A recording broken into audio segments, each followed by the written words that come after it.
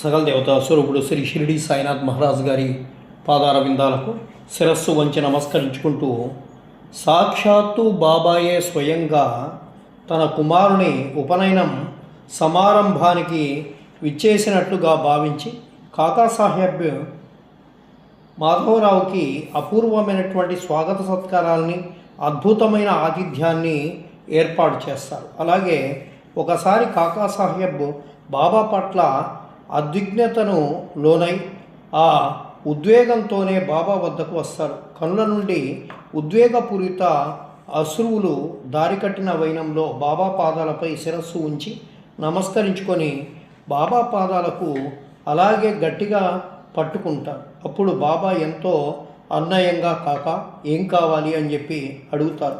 ఉద్వేగభరితమైనటువంటి కంఠంతో బాబా, నాకు ఎల్లప్పుడూ మీ సహచర్య భాగ్యం కావాలి అని చెప్పి కాకాసాహెబ్ హృదయపూర్వకంగా ప్రార్థిస్తాడు.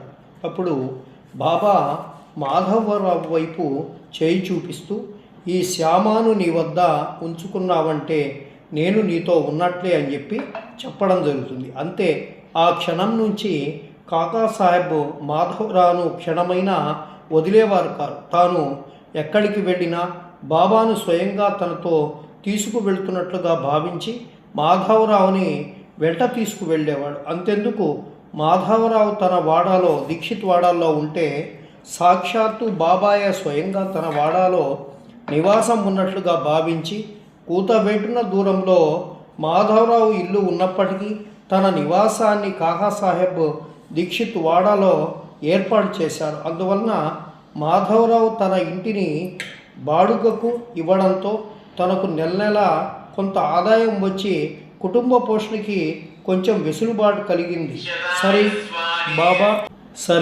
బాబా చెప్పిన ఒక్క మాట ఆధారంగా కాకాసాహెబ్ మాధవరావుని సాక్షాత్తు దైవ సమానుగా భావించేవారు, అలాగే ఆదరించారు కూడా. 1926 సంవత్సరంలో కాకాసాహెబ్ కన్ను మూసేంత వరకు మాధవరావు తాను ఏనాడు కూడా మరవలేదు.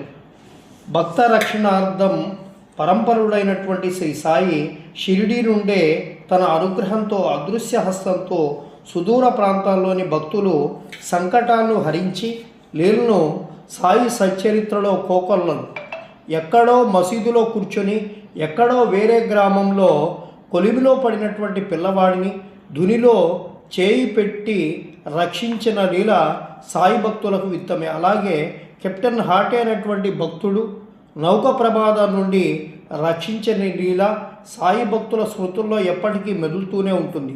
అంతటా అన్నింటా వ్యాపించి ఉన్నటువంటి శుద్ధ భగవతత్వమే తామైనప్పుడు ఇక ఆ పరమపురుషుని యొక్క సాధ్యం కానిది ఏముంటుంది. అందులోనూ కొన్ని ప్రత్యేక సందర్భాలలో బాబా తమ భక్తులను సంకటం నుండి రక్షించే శైలి ఆ సమర్థ సద్గురువుకే ఎరుక.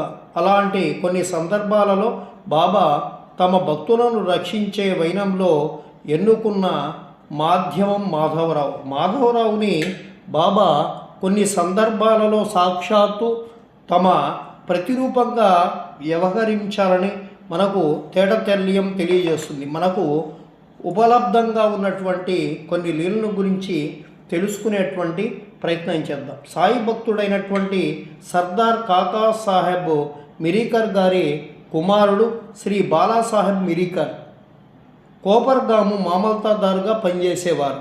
తన తండ్రి మాదిరిగానే సాయి చరణాలపై దృఢమైనటువంటి శ్రద్ధాభక్తులు కలిగి ఉండేవాడు. ఒకసారి అధికారిక పర్యటన నిమిత్తం షిరిడి గ్రామం మీదుగా చితలి గ్రామం వెళ్ళవలసి వచ్చింది. దాంతో షిరిడిలో ఆగి బాబా దర్శనం చేసుకుంటారు.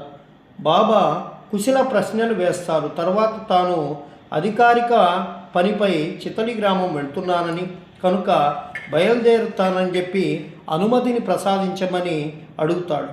బాలాసాహెబ్ బాబాకు వినతి చేస్తాడు. అప్పుడు బాబా, మంచిది, అలాగే వెళ్ళు, కానీ నా శ్యామాను వెంట తీసుకువెళ్ళు అని చెప్పి ఆజ్ఞాపిస్తారు. అక్కడ చితలి గ్రామంలో మాధవరావు వచ్చి ఏం చేస్తారు, తనకు అనవసరమైనటువంటి శ్రమ అనే ఆలోచన లీలగా బాలాసాహెబ్ మనసులో కదిలాడినప్పటికీ సాయి సంకల్పానుసారం తనలో వివేకం జాగృతమై బాబా నన్ను మాధవరావుని వెంట తీసుకువెళ్ళమన్నారంటే అందుకు బలమైన కారణం ఏదో ఉంటుంది, అందులో నాకు ఏదో హితం తప్పనిసరిగా ఉంటుంది అని చెప్పి కనుక మాధవరావుని వెంట తీసుకువెళ్ళడమే శ్రేయస్కరమైనటువంటి దృఢభావంతో మాధవరావుని వెంట పెట్టుకొని చితలి గ్రామం వెళ్తారు. వారు అక్కడికి చేరుకునేటప్పటికి చీకటి పడుతుంది. వారి బస గ్రామంలోని మారుతి ఆలయంలో ఏర్పాటు చేయడం జరుగుతుంది. రాత్రి భోజనం తర్వాత బాలాసాహెబ్ దీపపు వెలుగులో వార్తాపత్రికను చదువుతూ ఉంటారు. కొద్ది దూరంలో మాధవరావు మరియు మిగిలిన సిబ్బంది కూర్చొని ఉంటారు. అంతలో ఒక భయంకరమైనటువంటి విషసర్పం బాలాసాహెబ్ శరీరం మీదకు ఎక్కుతుంది. అప్పుడు అందరూ భయభ్రాంతులవుతారు. కానీ బాలాసాహెబ్ ధైర్యంతో రాఘవంగా తన ఉత్తరీయం సహాయంతో పాముని దూరంగా విసిరివేస్తాడు. వెంటనే చుట్టుపక్కల వారు ఆ పాముని కొట్టి చంపివేస్తారు. శ్రీ సజ్జానంద సద్గురు సాయి.